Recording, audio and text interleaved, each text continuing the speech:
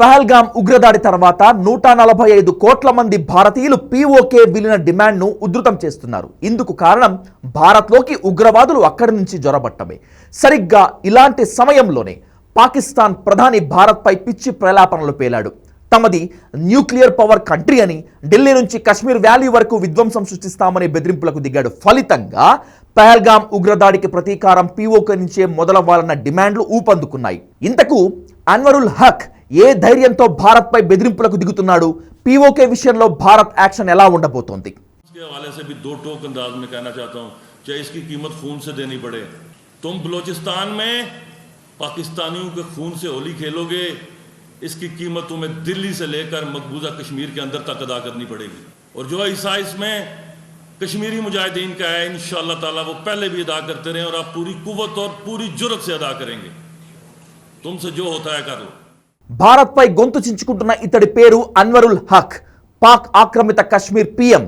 పేరుకే పీఓకే ప్రధాని. పవర్స్ అన్ని పాక్ ఆర్మీ చేతిలోనే ఉంటాయి. ఇప్పుడు కూడా పాక్ ఆర్మీ చీఫ్ ఆదేశానుసారమే ఈ చెత్తవాగుడు వాగి ఉంటాడు. ఇక ఇతడి ఆవేశపూరిత ప్రసంగం సారాంశం ఏంటి అంటే, బలూచిస్తాన్లో మీరు పాకిస్తానీ రక్తంతో హోలీ ఆడుతున్నారు, మేము దానికి ప్రతీకారంగా ఢిల్లీ నుంచి కశ్మీర్ వరకు విధ్వంసం సృష్టిస్తాం, కశ్మీర్లో మరిన్ని దాడులు చేస్తాం అని రెచ్చిపోయి రెచ్చగొట్టే వ్యాఖ్యలు చేశాడు. అక్కడితో ఆగలేదు. పాకిస్తాన్లోకి వచ్చే ధైర్యం ఇండియాకు లేదని, పాకిస్తాన్ న్యూక్లియర్ పవర్ కంట్రీ అని గుర్తుంచుకోవాలి అంటూ భారత్నే హెచ్చరించాడు. కానీ పాక్ వద్ద న్యూక్లియర్ వెపన్స్ ఉంటే మరి భారత్ వద్ద ఉన్నవేంటి? वरना आए दिन हमारे पास न्यूक्लियर बटन है, न्यूक्लियर बटन है, यही कहते थे। हमारे अखबार वाले भी लिखते थे पाकिस्तान के पास भी न्यूक्लियर है। तो हमारे पास क्या है भाई? ये दिवाली के लिए रखा है क्या? పాకిస్తాన్ వద్ద అణుబాంబులు ఉంటే మరి మన వద్ద ఉన్నవేంటి? దివాళీ టపాసులా? చాలా కాలం క్రితం పాకిస్తాన్కు ప్రధాని ఇచ్చిన కౌంటర్ ఇది. ఈ చిన్న లాజిక్ను పాక్ ఆక్రమిత కశ్మీర్ ప్రధాని ఎలా మిస్ అయ్యారో మరి. నిజానికి తన స్థాయికి మించి భారత్తో కయ్యానికి కాలు దువ్వటం వెనుక కూడా కేవలం అణ్వాయుధాలు ఉన్నాయన్న ధైర్యమే. కానీ వాటిని బయటకు తీస్తే ఏం జరుగుతుందో పాకిస్తాన్కి కూడా తెలుసు. సరే, ఆ వాదన పక్కన పెట్టి పీఓకే ప్రధాని విద్వేష వ్యాఖ్యల విషయానికి వస్తే, అన్వరుల్ హక్ ఊరికే భారత్పై విరుచుకు పట్టం లేదు. దీని వెనుక పాకిస్తాన్ ఆర్మీ ఒత్తిడితో పాటు భారత్ ఎక్కడ దాడి చేస్తుందో అన్న ఆందోళన కూడా ఉంది. ఈ కథంతా మొదలైంది నెల రోజుల క్రితమే. I think removing Article 370 was one step number one.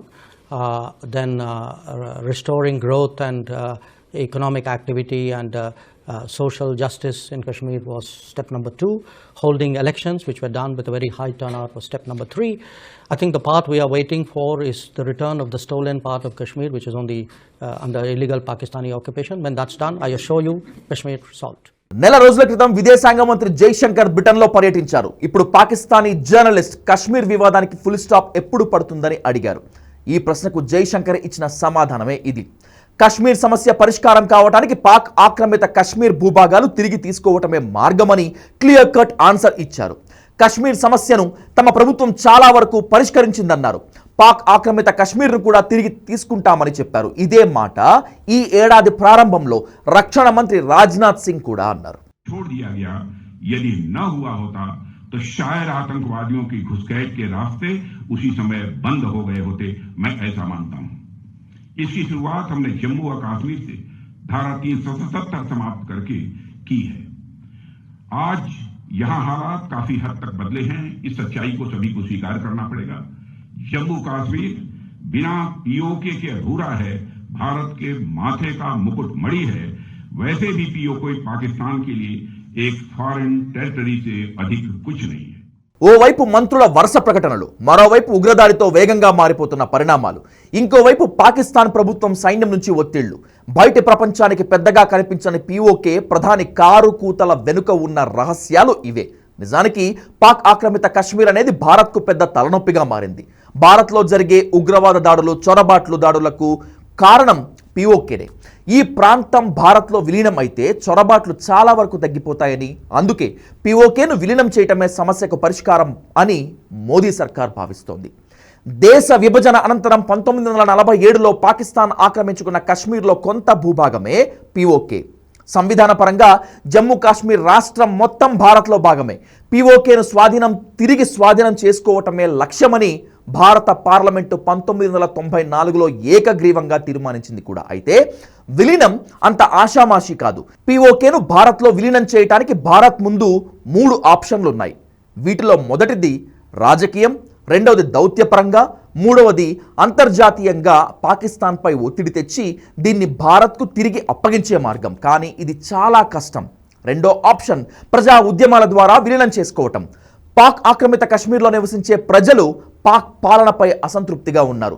చాలా కాలంగా స్వేచ్ఛ కోసం పోరాడుతున్నారు. పాక్ ఆక్రమిత కశ్మీర్, గిల్గిట్, బాలిస్తాన్ వంటి ప్రాంతాల్లో ప్రజలు తాము భారత్లో కలుస్తామని ఆందోళన, నిరసన కార్యక్రమాలు సైతం చేపడుతున్నారు. గిల్గిట్, బాల్టిస్తాన్ ప్రాంత ప్రజలు తమకు భారత్, కార్గిల్ ద్వారాలు తెరవాలంటూ ప్రాధేయపడుతున్నారు. ఇదే విషయాన్ని కేంద్ర మంత్రి రాజ్నాథ్ పలుమార్లు ప్రస్తావించారు. వారి విన్నపం మేరకే పాక్ ఆక్రమిత కశ్మీర్ త్వరలో భారత్లో కలుస్తోందని చెప్తున్నారు. పీఓకేను స్వాధీనం చేసుకునేందుకు అంతర్జాతీయంగా కొన్ని అగ్రదేశాల మద్దతును భారత్ కూడగడుతోంది. ఇక చివరి ఆప్షన్ సైనిక చర్య. పాక్ ఆక్రమిత కశ్మీర్ ప్రధానిని ప్రస్తుతం భయపెడుతున్నది కూడా ఇదే. పాక్ ఆక్రమిత కశ్మీర్ విలీనం విషయంలో ఐక్యరాజ్య సమితిని సైతం ఇన్వాల్వ్ అవ్వొద్దని జైశంకర్ సంకేతాలు కూడా పంపారు. అగ్రదేశాల మద్దతు కూడా కూడగట్టారు. సరిగ్గా ఇలాంటి సమయంలోనే పహల్గామ్ ఉగ్రదాడి జరిగింది. ఇది పూర్తిగా సరిహద్దు ఉగ్రవాదమే. దీనికి ఫుల్ స్టాప్ పెట్టాలంటే పీఓకేను విలీనం చేయటం ఒక్కటే ఆప్షన్. ఈ దిశగానే ప్రయత్నాలు జరుగుతున్నట్లు మోదీ సర్కార్ యాక్షన్ చూస్తే తెలుస్తుంది. రాష్ట్రపతి ద్రౌపది ముర్ముతో సమావేశం, G20 దేశాల ప్రతినిధులతో చర్చలు, Indian army chief Dwivedi Srinagar పర్యటన, ఇలా ఒక్కటేమిటి, భారత ప్రతి అడుగు పీఓకే విలీనం దిశగానే కనిపిస్తోంది. ఈ చర్యలను చూసిన తర్వాత పీఓకే పీఎంగా చెప్పుకునే అన్వరుల్ హక్ మన దేశంపై బెదిరింపులకు దిగుతున్నాడు. ఎందుకంటే అతడికి పిక్చర్ చాలా క్లియర్గా కనిపిస్తోంది కాబట్టి.